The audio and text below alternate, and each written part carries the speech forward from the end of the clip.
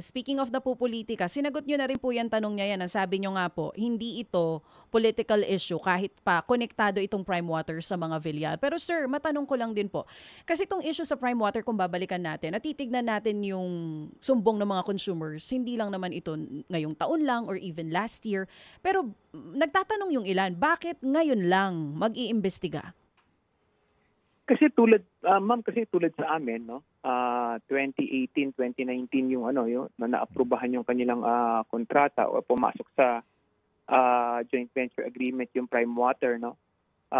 So yung kanilang development 'no, nakalagay dun sa joint venture is within 5 years meron silang investment plan na nakasaad doon na in 5 years kailangan nilang mag-invest ng 200 to 300 million.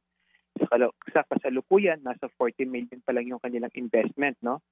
At sa ngayon, pang 7 taon na nila ngayon at fina-follow up natin sa kanila ang sinasabi nila dahil sa apektado rin ng COVID dahil nagkaroon ng COVID nung mga panahon na yun. So binigyan din natin sila ng pagkakataon nato pa rin yung kanilang pinangako, lalong-lalo na yung kanilang investment plan na ibinigay. So, siguro sa 7 taon, minus 2 years ng COVID, siguro tama lang na ngayon sila singilin, tama lang na ngayon sila magpaliwanag dahil lumipas na yung 5 taon, wala pa rin silang improvement na nagagawa, lalong-lalo na sa kanilang plano kung saan kailangan nilang magdagdag ng supply, magpalit ng mga linya ng tubig at higit sa lahat siguraduhin na maganda yung maganda yung serbisyo ng kanilang ipinapakita.